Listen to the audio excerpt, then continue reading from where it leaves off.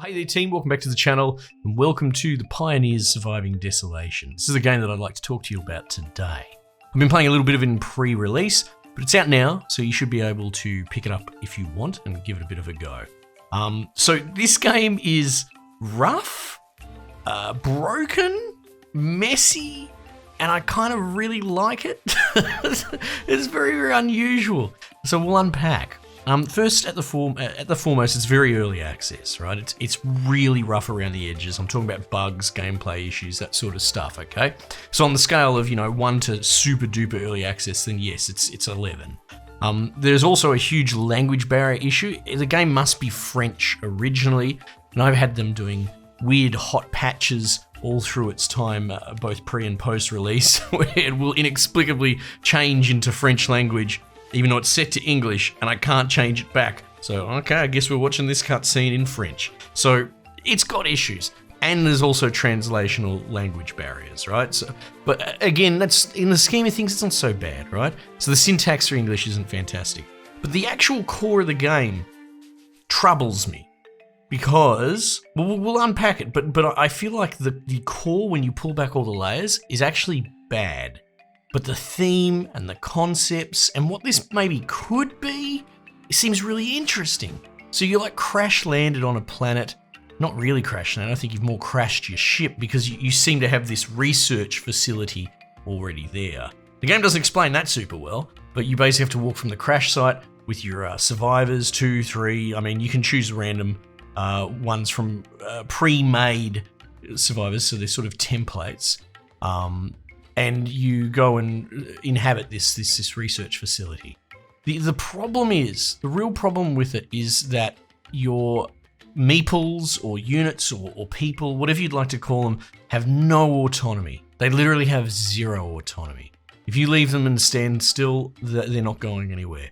And at first I thought, this could be a bug, this could be something poorly implemented, but I actually think it's a feature, not a bug. Which, again, you can see why I'm feeling that there's sort of red flags. You dudes, you have to tell them to sleep, you have to tell them to eat, you have to tell them to interact with each other.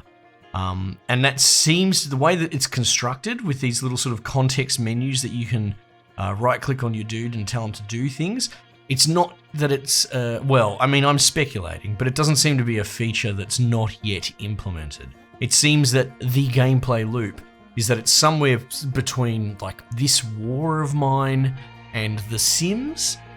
This War of Mine's an interesting comparison because that's split into sort of 2 meta games. One where you run your base and then one where you do these like night raids.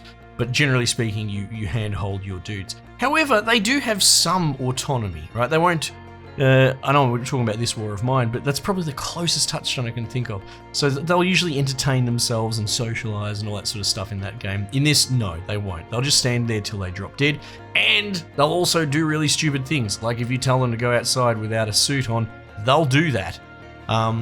So yeah, the core loop is handhold my dudes and tell them what to do very, very specifically. This is reinforced by the fact that you can have 2 or 3. You're supposed to have 3, but in this footage I'm just playing with 2. It's not like you're supposed to have a colony of 17 dudes or something, right? So this reinforces the idea that I think you're supposed to, wipe these dudes' bums all the time. That's why they've only given you a couple.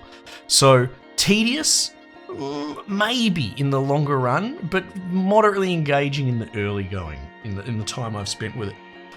You expand your base with sort of little modules and then more like structural, I think they're called docks or locks or something like that. And then you put specific building modules onto them. And it seems kind of interesting, you make beds and bars and all sorts of stuff inside of these little rooms. You can also set up like automated mining, because that's one thing that you kind of need to do is send your dudes external on like EVAs.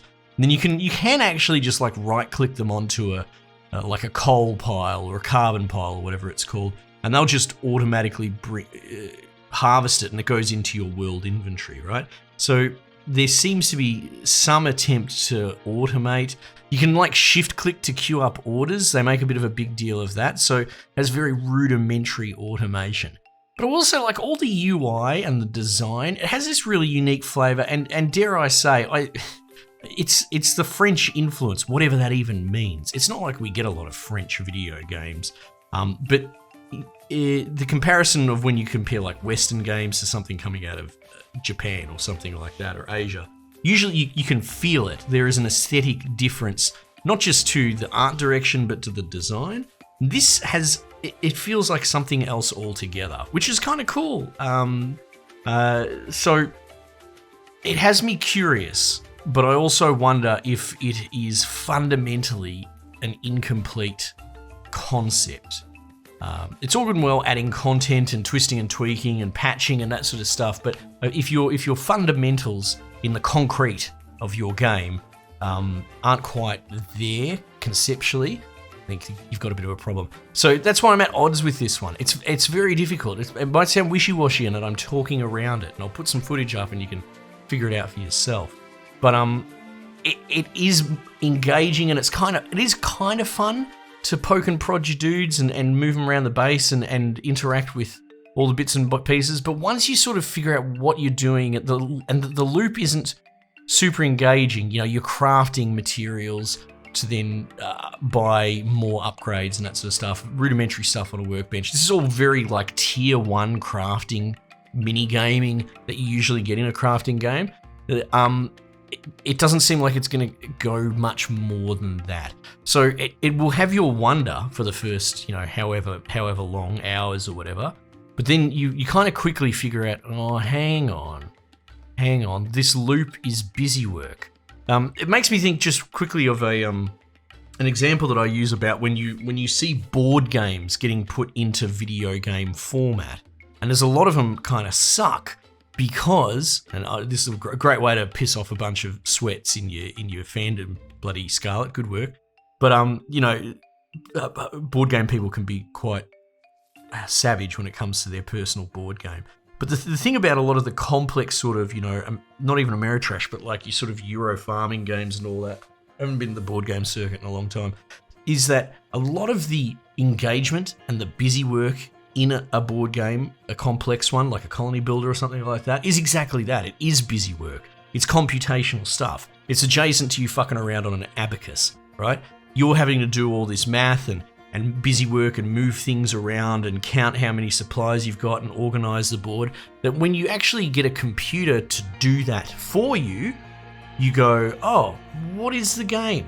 And it turns out the game's actually fairly thin, and 90% of it was you just doing bloody, year 10 maths calculations sort of thing to keep it all moving along. Anyway, so that's a criticism that I think is adjacent to this. When you do see board games unsuccessfully poured across onto computer, this seems like it's doing the busy work, except instead of getting the computer to, automate and have your dudes talk to each other and have a rudimentary AI governing them, you do that, and your engagement with the game is that. So yeah, that's sort of where we're at. I'm a little bit thrown, a little bit torn. Again, there is a flavour to it. I don't know how else to describe it other than the comparison of East meets West.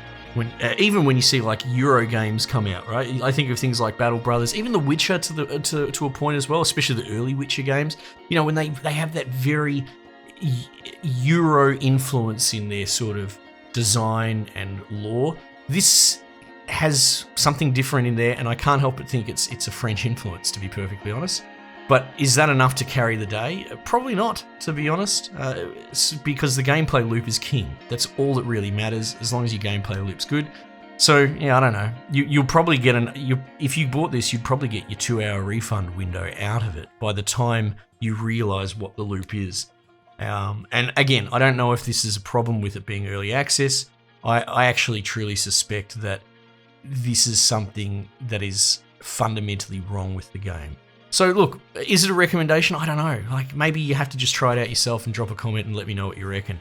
But I find it interesting. Thematically, it's kind of really cool. It's janky as bloody anything, and there's barely any game in there. But I can't just blast it for that, because it got me interested and got me engaged with it for quite a few hours. So there you go. Anyway, that's just my thoughts.